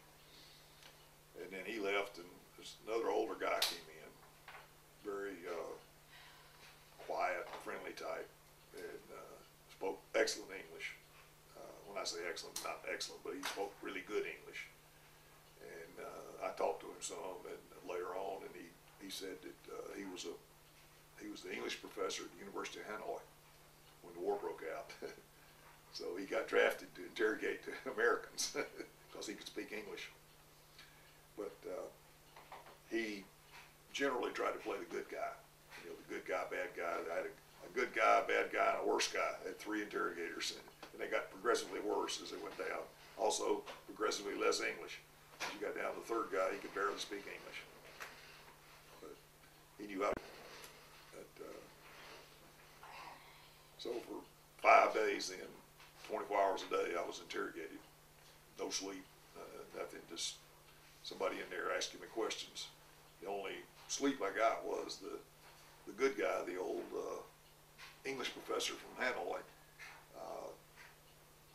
You know, after I went through name, rank, serial number, date of birth, they tortured me. They tortured me down to my hands were, nerves were all dead from elbows down. My fingers were like that, open. Couldn't close my hands, fingers, or anything, and my hands were hard, drawn back that way. And the only way I could get my hand out was to concentrate on relaxing that arm. I could take the back of my other hand, and as long as I didn't try to do anything on my left hand, I could push it back out. But if I tried to twitch a finger or anything else, it would hard pull it right back. I also killed the nerves from my knees down and my legs. I didn't have any feeling down there. My legs swelled up the size of watermelons. And they tortured me long enough that I couldn't sit up even. I couldn't even hold my head up. They would pick me up, set me on a stool, lean my chest up against the table, and put a book under my chin to hold my head up while they were interrogating me. I was fortunate that I had extensive training in combating interrogation and everything. Having been, as I told you early on, I flew RB-47s against Russia. So I had been to all of, I won't say all, but I've been to a lot of the U.S.'s survival schools and survival techniques and everything for resisting interrogation and how to work that and everything. So I had a big advantage over most of the people up there, having had all that training. And so basically I just stayed with name, rank, serial number, and date of birth for the first, I don't know, several hours. I don't know really how long. It was sometime daylight. I went in about 9 o'clock at night. And it was sometime after daylight when they tie me up in what I call a pretzel, and that is they would take my hands and pull my elbows together behind my back. Well, they don't go together naturally, so it rips all the muscles out in the chest. You just tear them out, and they pull them together. And then they took a piece of nylon webbing about the size of my wristband here, about 3/4 of an inch wide, 1/8 of an inch thick, and they wrapped it around my arms from the elbows down to the wrist behind my back. Then they tied a rope to my wrist and pulled my arms, rotated my arms up on my head this way, set me down on the floor Indian style, and with the rope from my arms, my hands, but they're not here like this, they're all the way around the other way and back here, pulled me over until my ankles were crossed under my Adam's apple, under my chin, and then just tie you up and leave you, and come back in a little bit. Won't know if you're ready to talk yet, Well, once they tore all the muscles out of my chest and all that, pain was tolerable, let's put it that way. And I remember thinking to myself, well, if this is all they're going to do to me, they're not ever going to get me to talk. I'm never going to go beyond name, rank, serial number, and date of birth. I just tough it out. And I do a little self-hypnosis and things like that for pain.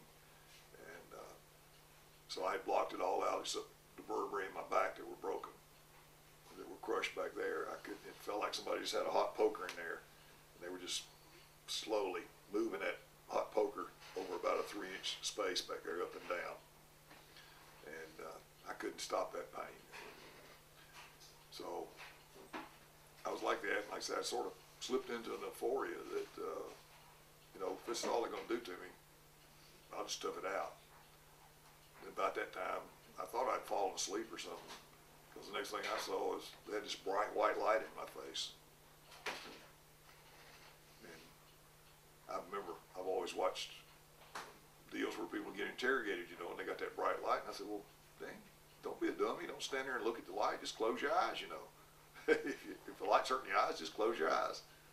So I tried that. The only trouble was my eyes were already closed. And then I realized my nose was still down against the floor. And then I knew that there wasn't any way they had a white light between my eyes and the floor. That was being generated internally. And so I got scared. It's one of those deals like, don't think I can stake this very long. I'm going blind with this white light. So, of course, I had told them at least 3 or 4 times that I would talk. They'd get me out of the ropes, and I'd get my circulation back and everything, and name, rank, serial number, date of birth, and I'd end up back in the ropes again. Well, after about 3 times of that, they wouldn't buy that anymore, And this time I said, I'm ready to talk, Nah, we don't believe you. I said, yeah, they were asking me if I was married. I said, yeah, I'm married. I have 2 kids, too. Now let me out of here. So they untied me. And so then I started using my training to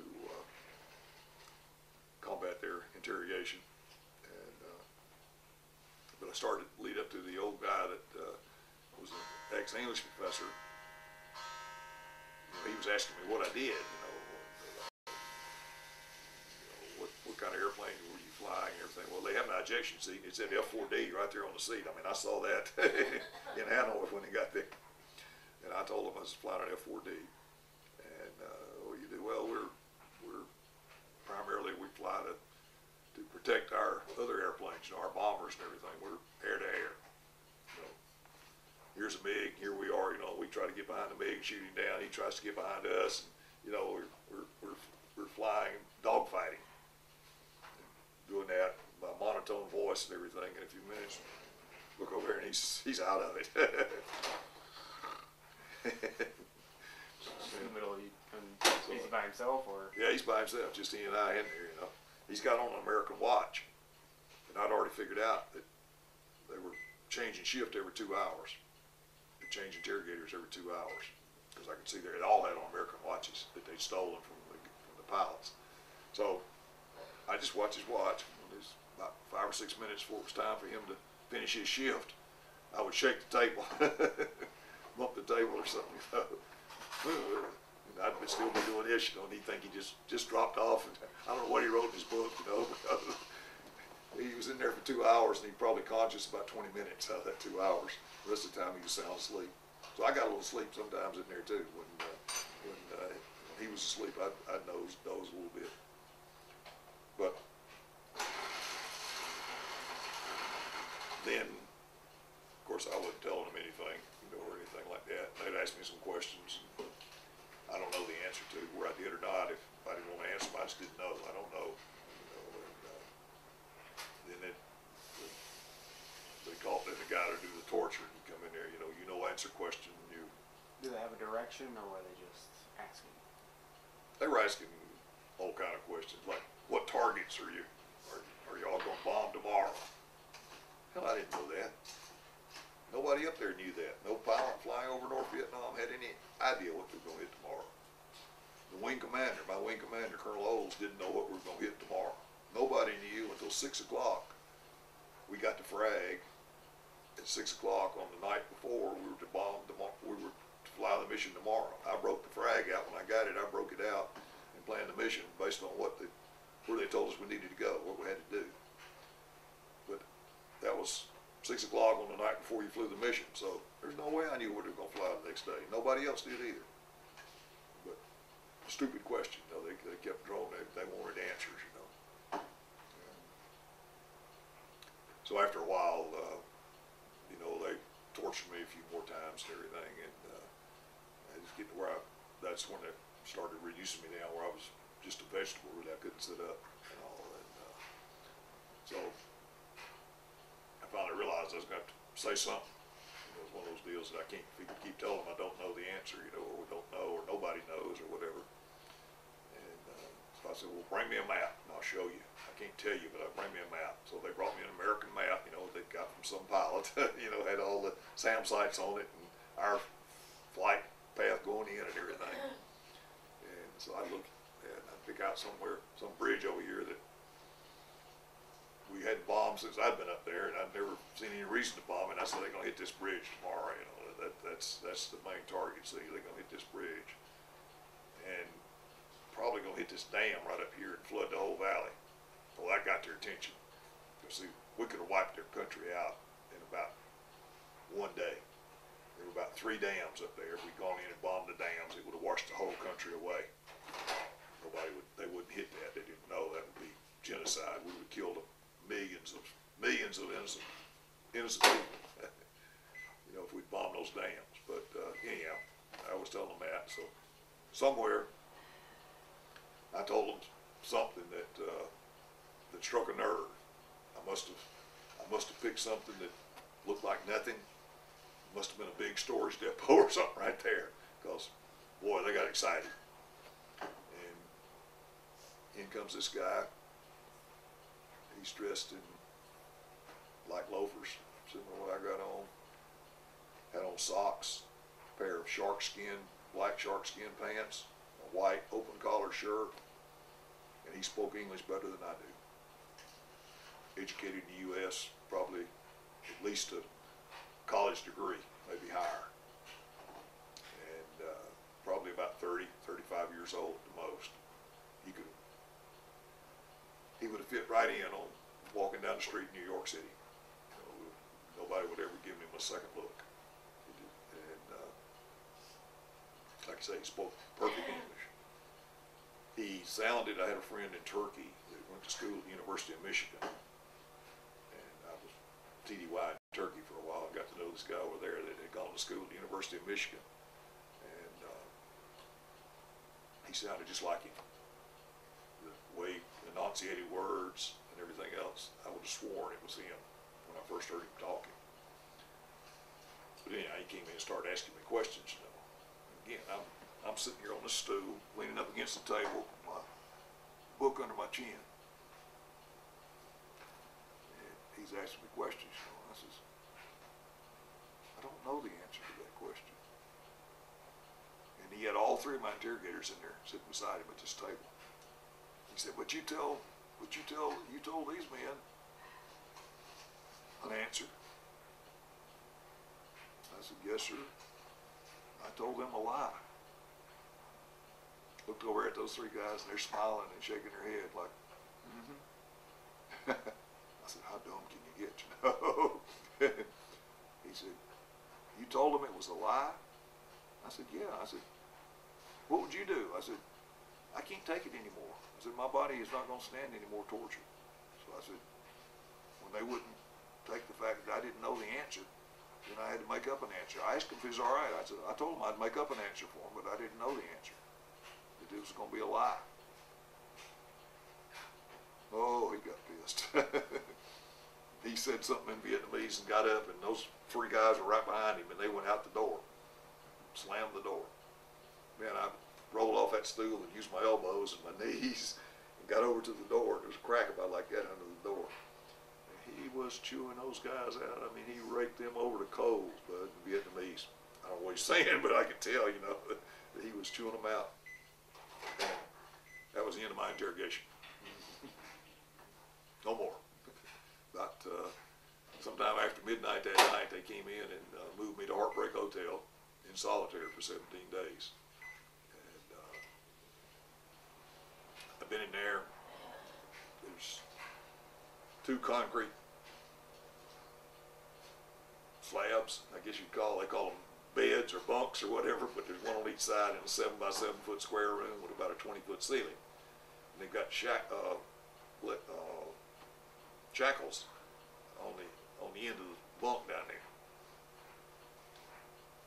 So the assistant camp commander comes in again, and I'm sitting there all bent over. I'm not falling off. I'm sitting there on the bunk. They'd helped me down there, and so he tells them to turn me around and put my legs in the stocks. The stocks are wood cut out to hold your legs, and then you got this steel bar that has a hump in it that goes across each leg, and then you pull them down like that, put a pin in from outside out there, they run this steel rod in and lock it. Well, put my legs in there and I'm still hunkered over forward and everything, and he looks and he decides that's too comfortable. So open the shackle back up, put my left leg over here, my right leg over there. And then he had to jump up and down on the steel to get it to close, you see. And now I'm all bent over, way over here like this. If I try to straighten up, it's tearing my legs. I still have scars on my legs from that steel. And he told me now I must write down all that I've said in interrogation over 5 days. I looked at him and I said, well, I'm afraid that your men fixed it where I can't do that. I said, my hands don't work. I can't even close my fingers. How am I supposed to write? You must write. You must write. You must think about it. And he left. I said, gee, Merry Christmas. You know, this is very uncomfortable. There wasn't a comfortable way that I could sit. I'm all hunkered over here and my legs are hurting like the devil. They're getting numb. So he comes back a little bit. He said, you think about it? I said, yep, I thought about it. I think if you put the pen in my mouth that I could write with my head. I've seen people draw pictures with a pen in their mouth and everything. I believe I could write with my mouth. You bring the paper in here and I can hold the pad up here and write with my mouth. That satisfied him. So he goes out and brings in a yellow legal pad or something similar to that, and a Parker gold tip pen, you know, an American pen, ink pen. I trapped it, put it in my mouth, got it in my teeth, and he said, now write everything. And so I said, my name is Bill Austin. I was captured and the pen ran out of ink. So I just spit it out, let it lay there, you know. He came back in an hour or so later, you know, and looked at that, was mad as a wet hen, you know. Why you not write more? I said, the pen ran out of ink. calls the guard, go fill the pen up. I'm sure he said, go fill the pen up with ink, because he gave the guard the pen. The guard took off, came back a little bit with the pen, all smiles, gave it to me, I put it in my mouth, and they all left. I wrote about another word, and it was writing real good, you know. Over there in the corner is a honey bucket. It's our bathroom. It's where we get rid of all our waste, you know. And it's a black bucket with just a lid on, just a bucket with a lid on it. Of course, it doesn't smell very good because it's a commode, essentially, that you never flush. And, you know, every 2 or 3 days they take it out and empty it, you know. Somebody empties it, some American probably. But anyhow, I knew good and well they weren't going to look in that. So I got over there and got the lid off of it, took the pen apart, rubbing it between my arms, my hands, till I got it come unscrewed, got it apart, squeezed all the ink out into that honey bucket. There's no way you could tell that the ink was in there. I mean, there was urine in there, and crap, and it was a black bucket too. So there was no way you could tell the ink was in there, you know. Put it back together, put the pen back together, put the pen back in my mouth, scratched about a couple of letters, and it quit writing. So I spit the pen out and waited. The guy came back, same thing. Pen ran out of ink. Oh. Called the guard. Guard went out, filled it up with ink, brought it back. They left.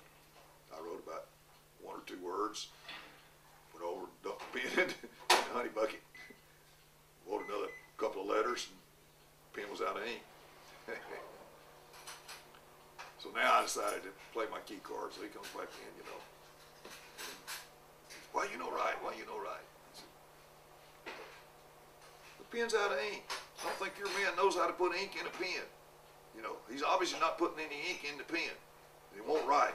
I can't write. If you won't give me a pen, it's got ink in it. I mean, I took the aggressive side and jumped on his butt, you know. It worked. He let me out of the shop, took the paper and left, and that was the last time I was asked to write anything down. But, you know, sometimes things work, you don't think they will, but it did. I stayed in there 17 days in that cell.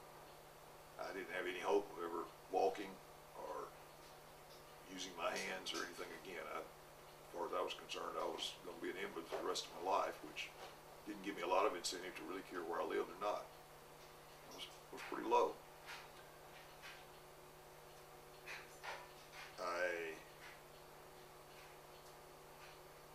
I will say that the thought of suicide at least passed through my head, but I didn't really think about it. It was one of those deals that I wouldn't do that, but you know, that would be a way out.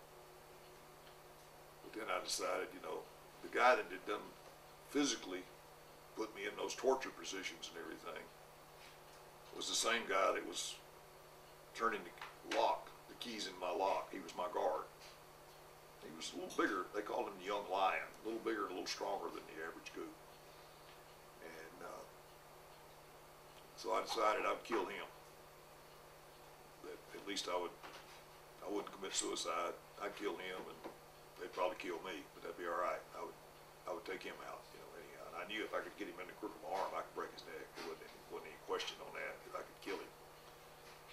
So I was just waiting, hoping that he would get into the room far enough that I could get between him and the door, and then I knew he was dead. You know, I would kill him right there. How big was he? Huh? How big was this guy? About the same height as everybody else? No, he was probably 5'7", something like that, maybe 5'8", probably 130 pounds. Fairly muscular for a goop, you know, and everything. But I didn't have any doubt that I could break his neck, you know. But he was pretty smart, I guess, because he never would come in the room. He'd open the door, take his foot, and push my bowl of water lily soup, water lily broth, in on the floor. And I just have to trap it between my hands like that, and turn it up, and drink out of the bowl. You know, I sweat. I drank the soup. Then I'd get a piece of rancid bread, one meal, and the other meal I got some rice. And the rice, I just eat it like a dog. Just eat it out of the bowl, and the bread I could hold it between my hands and eat it. After 17 days, then I was moved from Heartbreak Hotel to a place called the Zoo Annex, which is on the other side, south of town, south of Hanoi. I was moved right in the middle of a big bombing raid, and you know, that was least. When they were shooting, they had 85 100mm guns right there, right in Heartbreak, I guess, because when those guns would fire, I was sitting out there on the ground on concrete, and it would blow me 2 feet off the ground, just up in the air and then back down. The guards, they wouldn't come out. I was out in the open, sort of, so I was able to get a hole where I could see out of the. They had a sack over my head, but I could see out through it. I got to watch the air raid on the ground there. You know, when the gooks were yelling at me, but they wanted me to get back out of the open, but I stayed out there and watched. And they wouldn't come out and get me as long as the bombing was going on. But yeah, I moved down. I got in with my first roommates, three other Americans that were shot down in May, and I was shot down in October. And one of the guys there was Tom Sterling, and his feet were like mine. They didn't have any. They were just drooped down, called foot droop. And if you picked it up, it just hung like a piece of meat. And you had no control of your feet. And that was the first hope I had, because when he saw my hands and my feet and everything, and he said that was nerve damage, and he said it will heal. And he was already to the point, instead of having his feet just slopping down there like that, they were up to about 20 degrees, that he could bring them up that far. It took it was about 3 months on the left hand before I could close my fingers. My hands were still sort of drawn, but I could close my fingers, and so I could hold a spoon to eat with. And after about 6 months, I got to use my right hand. And about 18 months before I got to where I could walk with any confidence that my toe wasn't going to tuck under and I was going to fall down. And I did a lot of exercise.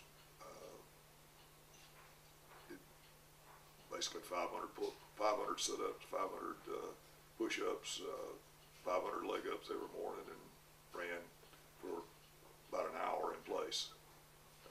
Did that 6 days a week. And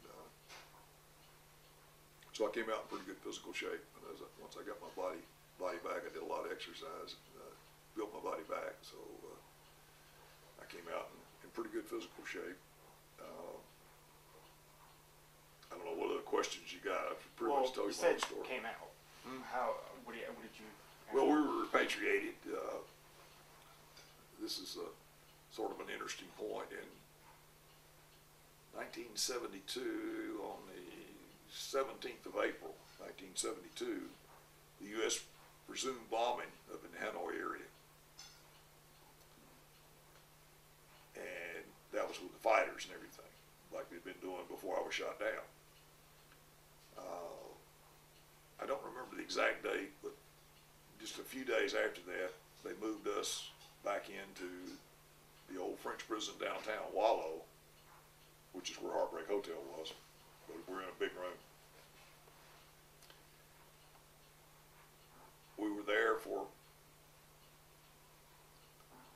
not more than about a week, something like that, maybe 2 weeks at the most.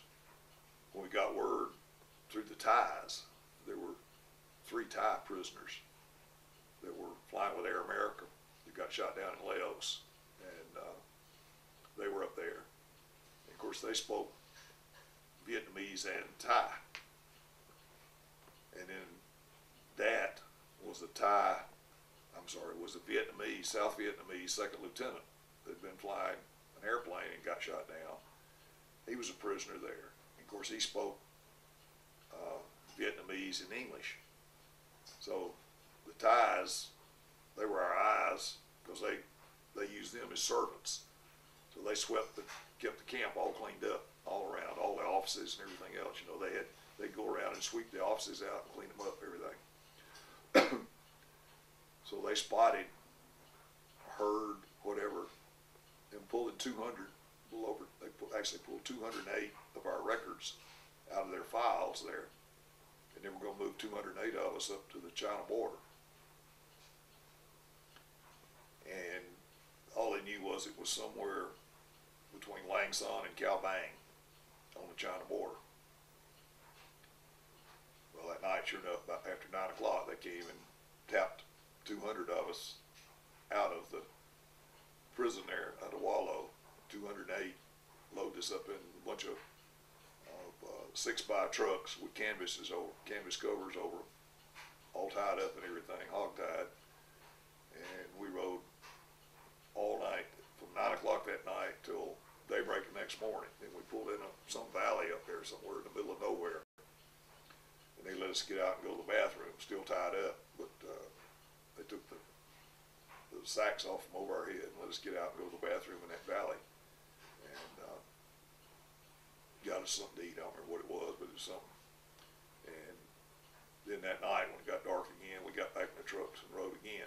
Well, we were going up what we call the Northeast Railroad, up toward China, up by one of the big airfields up there and everything, up toward Langson. Their roads, just like our roads here, they have a kilometer. Every kilometer has a little granite marker out there, marking each kilometer as you went along.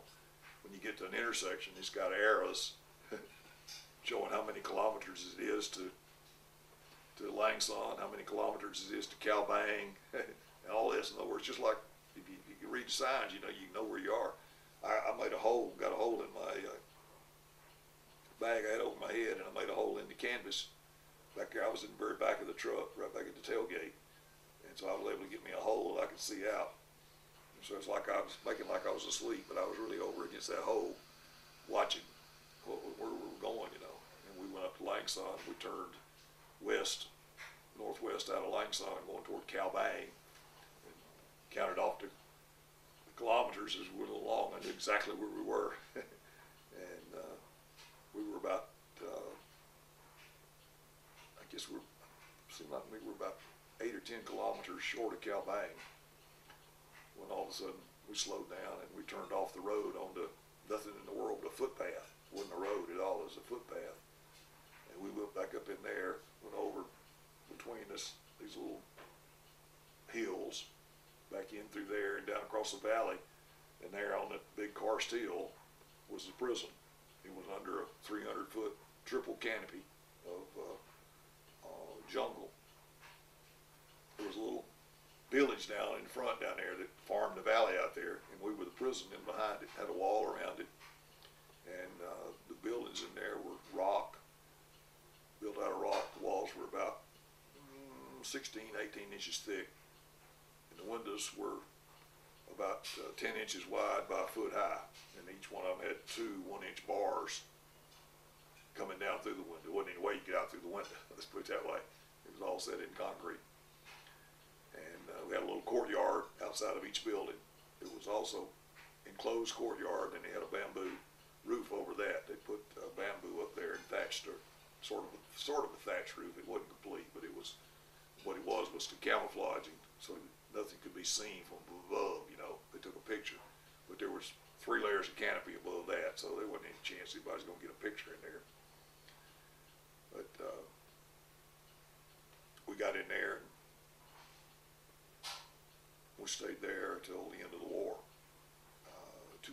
208 of us up there. One of them, the guy, a Marine there, that was the best physical shape of anybody up there. I mean, he'd roll off his bunk in the morning, never get up, just roll over and hit the floor, 500 push-ups nonstop, And he got typhoid fever, and he had it for a couple of weeks when one of my roommates got it, and they moved my roommate down into the building where they had him isolated in one of the buildings down there. They moved Wally down there, and they took one of the other of my roommates down to take care of Wally and the other guy, so he kept care of both of them. Well, after a while, the gooks realized that they didn't have enough, they weren't going to be able to treat them, that they were getting in really bad. John Frederick, the Marine, was in really bad shape, so they loaded him up and trucked him to Hanoi, to the hospital. And they saved my roommate, Wally. He came back okay, but the Marine died. He died of typhoid fever. By the time he got to the hospital, he was too far gone, and they couldn't revive him. So there was 207 of us left up there. Well,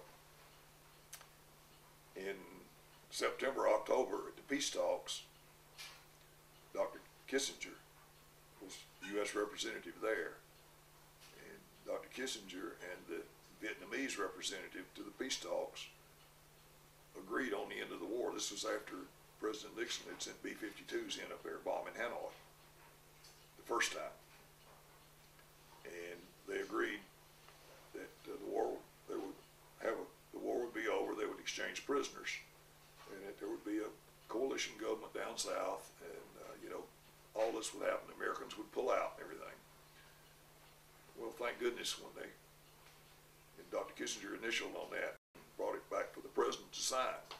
When he brought it back, President Nixon looked at it, wouldn't sign it, because in there, in one of the clauses in there, the North Vietnamese were going to hold 200 American prisoners until the coalition government was in effect down south. All the Americans were out of South Vietnam. All of the damaged things that the U.S. had damaged were going to be repaired, et cetera, et cetera, et cetera. All this stuff was going to be done before old Ish here and the other 206 of us got out from up there, because we were the hostages they were going to save, so they were going to keep. So thankful for President Nixon. He says, we're going to bomb them some more. So they went back with the second wave of B-52s, and at that point then the Goop said, enough. And that was on, let's see, on the 19th of January, 1973, about 2 or 3 o'clock in the morning, I'm guessing. I'm not sure of that. Sometime during the middle of the night, I heard trucks coming up that footpath that we'd come in on. They were in low gear, all-wheel drive, just barely moving. But you could hear them. And I woke everybody up and said, guys, we're going home. He said, what? I said, the trucks are coming up the valley. They're coming to get us. We're going home. And so I got my bedroll all rolled up and everything, got my what we call mess dress, my long pants and long shirt, which I never wore. I put them on and everything, and I'm sitting there on my bunk when the guard opens the door. Everybody else is still asleep. He looked at me and, what? I said, go home. No. Yeah, go home. No. So, all day I waited when we were going home. I didn't know where we were going, but the trucks were there. I knew we were going. That night he closed us up. About 15 minutes later he came and opened the doors and looked in. I was still sitting there in my mess dress and everything. I said, go home. And he said, go home. He smiled. He said, go home. And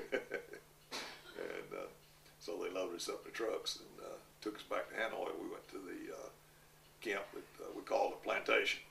It was the old French consulate's home, big 2-story house there in a big fenced courtyard, and they had converted to carriage houses in the backs where they kept the horses and carriages and everything, and converted them into cells. They put about 6 or 8 men per cell, I believe, per room there in the little carriage house.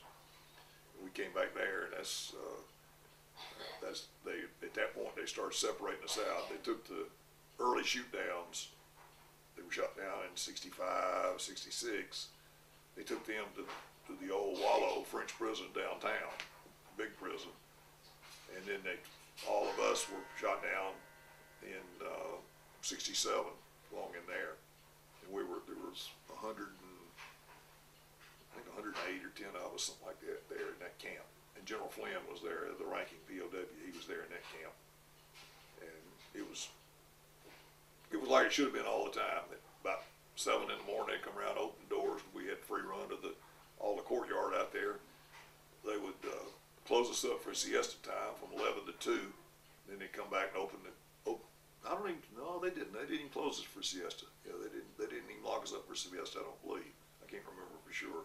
Then, yeah, they'd come around about 7, it's blinking again, about 7 at night, and lock us up again. And on the 26th of January then, 73, which is the last day that they had to tell us by then that we were going home. The camp commander told General Flynn to form his men up in military formation out there. He had something to tell them. And so So we all formed up in our mess dress, our long sleeve shirt and pants, military formation, you know, all sized and everything else, and standing at attention. And the camp commander read the document about us going home, and he had an interpreter there interpreting. We didn't. General Flynn said, we won't make a sound. We won't have any reaction to this at all. And so the interpreter was interpreting, and the camp commander couldn't stand it. He spoke a little English, you know, he couldn't understand it. And he said, he grabbed the paper and he said, "Do you not understand? You're going home." Nobody said anything. And they finished reading the paper, you know, and everything. And he said, "You can tell your men to go back to their rooms, you know." General Flynn says, "Dismissed." We all did an about face and walked back to our rooms, you know, ran to the room, jumped in. We had under the bunks, they dug a bomb shelter down there about 5 feet deep, a pit, in other words. And so when the bomb raids would come in, the guys would get down in there for protection, you know. So I jumped in there with my blanket over my head and started screaming, you know, "We're going home, we're going home." And so I was in the third group that came home. I saw Dr. Kissinger came in a Nightingale hospital airplane and picked up 20 guys that were injured and everything and took them home early. And then there were 2 other groups that went out ahead of me, and I was in the third group. But great reception at home. Unbelievable when we got to Clark, the Philippines. Everybody, every American on the Philippine Islands was out there to welcome us, even though we were the third group. And got to Hawaii and 2 o'clock in the morning, and it looked like all of Hawaii, all the Americans on the Hawaiian Islands were out there to welcome us in there.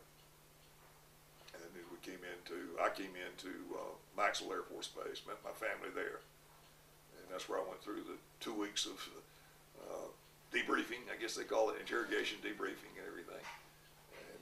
Then back to my normal life after that. So I pretty well told you my story now. Well, I'm very glad you did. It was it's quite unique. I can't say I've heard anything like it before. I want to clarify in here, I told you I was flying with Major Ivan D. Appleby. He did not get out of the airplane. We didn't know that at the time, but I never saw any sign that he got out. And when I got back and talked to my wingman, Colonel Hanto, he didn't see it, didn't know anything. He said he saw the canopy come off when I went out, knew one person got out, and that was all they knew. They went back and sifted the site, and they found some teeth and bone fragments of the DNA that where the airplane crashed. Found out from my wingman that when I ejected, the tail broke off the airplane. That fire that we had was probably still burning back there, you know, that we thought we'd put out when we could shut the left engine down, and it just burned through and weakened it, and the tail broke off when I ejected. And so he didn't have to stand a chance. He said the airplane flipped over and went into a spin, inverted spin, and the G-force was just too much for him to get out. But they positively identified that he did go in with the airplane. I'm sorry you had to find out that after getting back. Yeah, that was it was 96 before they actually got the bone fragments and everything to know that he did go in with the airplane for sure. Well, I can tell you I appreciate your service, and it's been a pleasure. Yeah. Thank you so much, sir. You're welcome.